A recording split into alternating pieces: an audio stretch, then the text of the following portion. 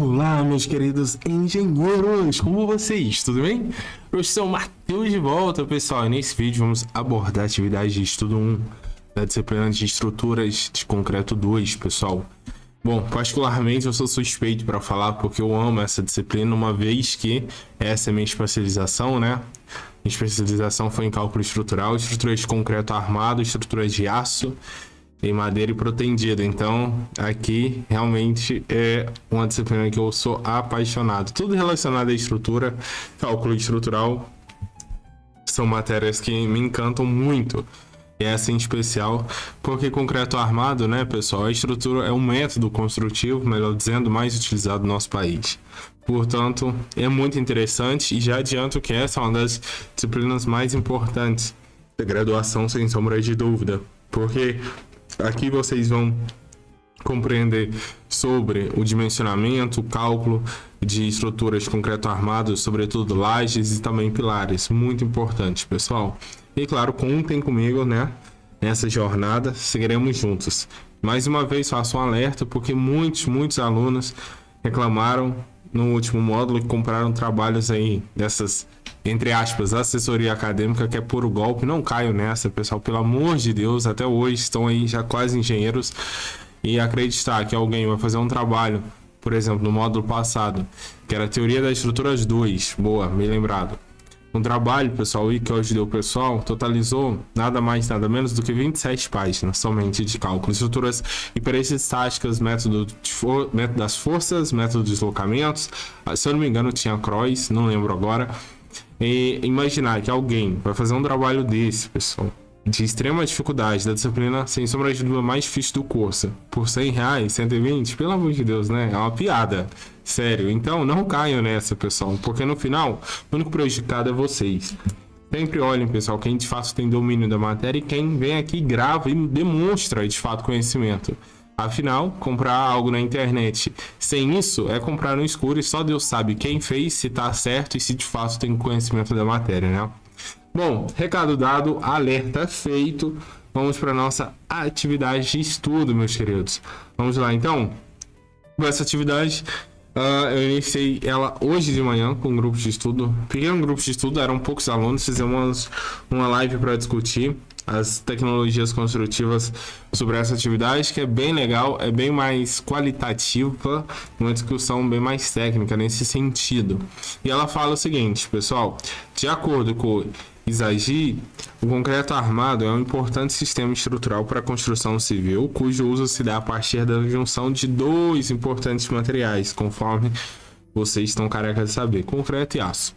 Essa união se dá a partir da necessidade de vencer tensões de tração e compressão, às quais elementos estruturais estão submetidos dentro de um sistema estrutural. Beleza, e aí ele fala: a partir do contexto e do projeto ilustrado 1, respondo o que se pede. Então aqui a gente tem um projeto é que é a planta baixa de uma casa residencial unifamiliar, e ele pergunta: em uma eventual contratação de projeto estrutural, você informou ao cliente que a residência terra ilustrada na figura 1 seria projetada no sistema convencional, ou seja, laje, vigas, pilares em concreto armado.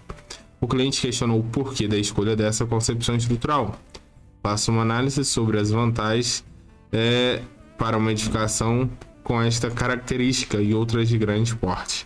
Depois, determine qual será o melhor tipo de laje para essa edificação. Justifique sua resposta e, por fim, explique qual é o caminho de carga no sistema estrutural convencional de concreto armado. Bom, pessoal, então a gente tem aqui a nossa planta baixa.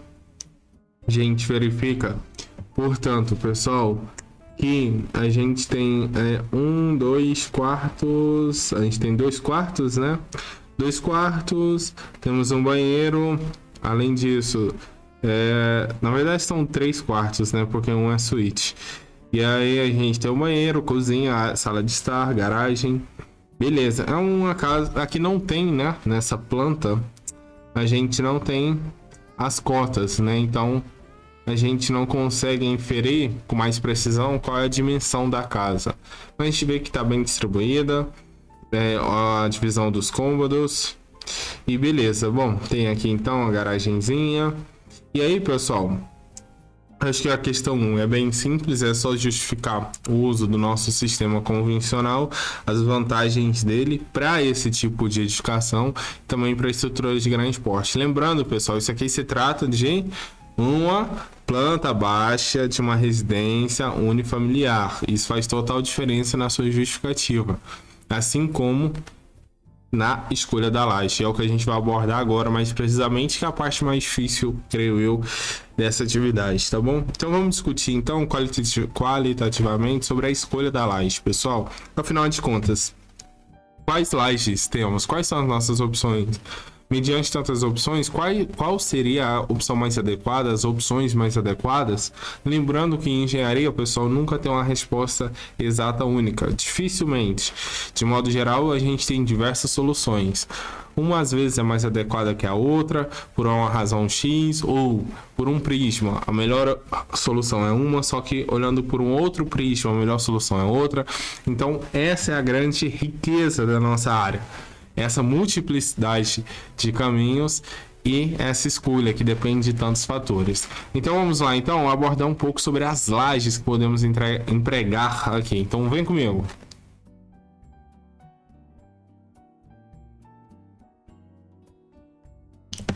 Bom, pessoal, então vamos lá, então. Bom, falando um pouco então sobre laje. O que é uma laje, afinal de contas? Laje nada mais é do que uma superfície plana que é projetada para sustentar um determinado peso. Simples assim. A gente vai ter então sobre a laje atuações de ações, de forças, de carregamentos, e ela tem por definição a função de sustentar esse carregamento. Bom, e o primeiro tipo de laje, talvez o mais comum e conhecido de vocês, é a laje maciça, pessoal. E a gente tem a seguinte composição: temos a laje maciça e a gente vê que a composição dela é concreto armado, de concreto armado. O que é isso? A gente tem toda a armação da laje, que é essas armaduras aí da laje, né, pessoal? Ela pode ser armada em uma ou duas direções, depende do vão. Aí eles vão aprender isso ainda lá no cálculo de lajes. Acredito que vocês ainda não viram. Cálculo do LX, LY, o fator lambda, que é LY sobre LX, enfim.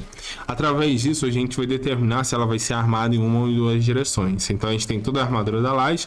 Depois, a gente tem a inserção de espaçadores para garantir que o espaçamento mínimo entre as armaduras será respeitado.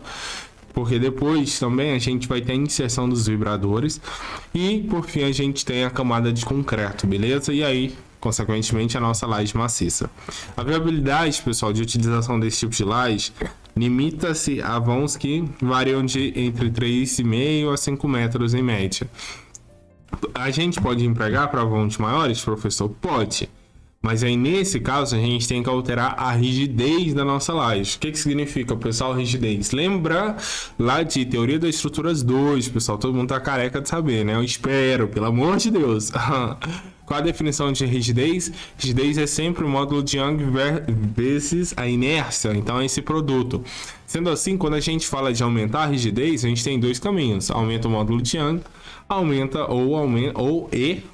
a inércia. No nosso caso, que a gente aumenta a rigidez elevando a nossa inércia. Sendo assim, a gente altera as características da seção transversal para elevar a nossa rigidez. E nesse caso, com essa ação, a gente pode empregar esse sistema para vãos maiores. Uma grande vantagem, pessoal, desse tipo de laje é referente à passagem de condutores de instalações elétricas posicionados internamente na laje, evitando, portanto, a realização de aberturas para passagem. A gente também tem nossa famosa laje nervurada, muito comum também aqui no Rio, no estado do Rio, a gente vê muito essas lajes com nervuras que basicamente são formadas por grelhas, simples assim, grelhas de vigas seção T, podendo essas serem moldadas tanto no local, in loco, ou com nervuras pré-moldadas. A zona de tração para o momento positivo está localizada nas nervuras entre as quais podem ser colocados material inerte. E além disso, elas podem ser utilizadas para vãos enormes, de 10 a 12. E aí eu faço um adendo aqui, é interessante, pessoal, essa tecnologia justamente pela possibilidade da gente colocar material inerte, pessoal, entre as nervuras. Por quê, pessoal? Porque quando a gente coloca o material inerte, geralmente a gente coloca o material mais leve, fazendo com que, portanto, a nossa estrutura tenha um peso menor. Tendo um peso menor, a gente consegue economizar nas seções dos nossos pilares, porque aí vai exigir uma estrutura menos robusta e, portanto, mais barata. É bem interessante. Isso é o clássico exemplo de optimização do fenômeno da flexão. Lembra lá de, deixa eu ver, teoria da estrutura Zoom, ou mesmo resistência dos materiais, que quando a nossa viga, o nosso sistema estrutural está submetido a fenômeno da flexão, ou seja, atuação do momento fletor, a gente tem que a nossa tensão, né, de flexão máxima sempre se dá nos extremos e a nossa linha neutra está no centro, possibilitando, portanto, a gente reduzir a seção. É daí que vem, né, claro, o conceito de viga de seção, né, transversal I e H. Bom, pessoal, laje nervurada, então a gente está aqui. Tem a área comprimida e tem a área tracionada ali, beleza? E aí esse vazio aqui, ó, tá vendo? A gente pode colocar material inerte.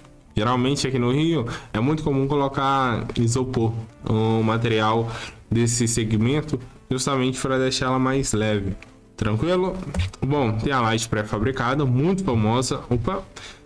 E entre os diversos tipos de fabricada, a gente tem dois que são mais usuais: sistemas de lajes pré-moldadas com vigas treliçadas e os sistemas com vigotas pré-moldadas. Geralmente, pessoal, esses são os dois preponderantes quando se trata de laje pré-fabricada. Aqui eu trouxe um exemplo de sistema com vigotas pré-moldadas protendidas, e aí, ó, fica claro aqui, ó, estão isopor aqui, né, material também inerte, né, para completar a nossa seção e reduzir o peso.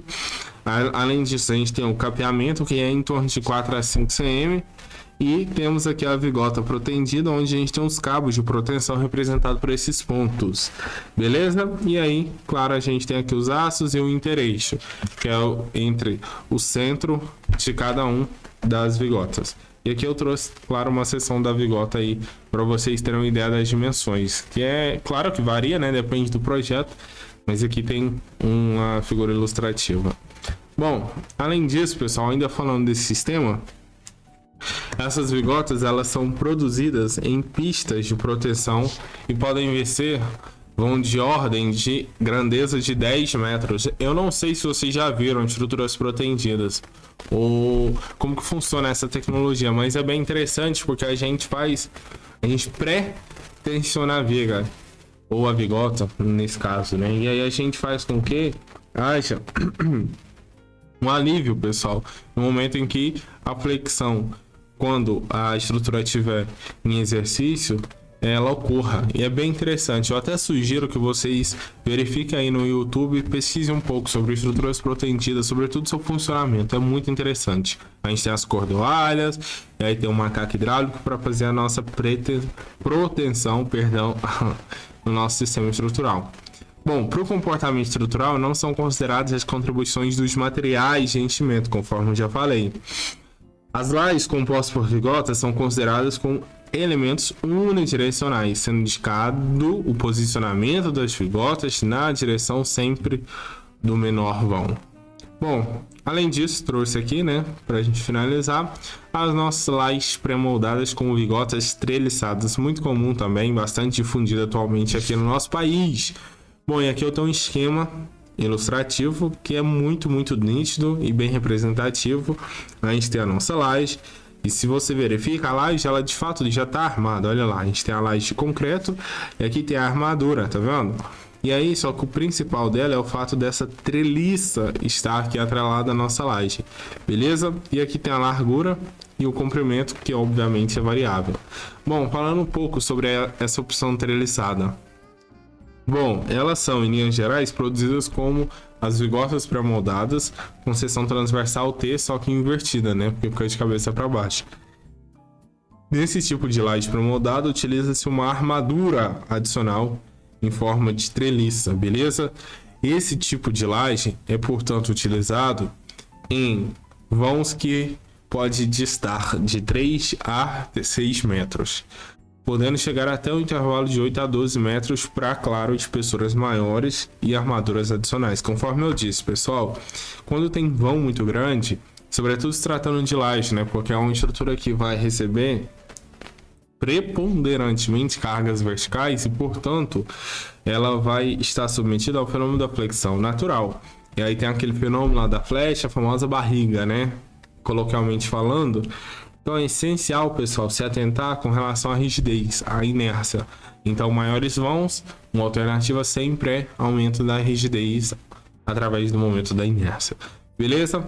Bom, meus queridos, então o intuito aqui nesse vídeo foi trazer para vocês, de forma objetiva e bem sintética, todas as opções que a gente tem, todas não, mas uma gama de opções que a gente tem para escolher aqui, para determinar para o emprego da laje da nossa construção, porque a gente vai ter que determinar e escolher um determinado método construtivo de laje e argumentar o porquê da nossa escolha, beleza? Então agora vocês têm ferramentas, conhecem os tipos de laje, conhecem as características de cada uma delas e agora eu acredito que vocês têm capacidade de escolher o que mais é adequado aos olhos de vocês, beleza?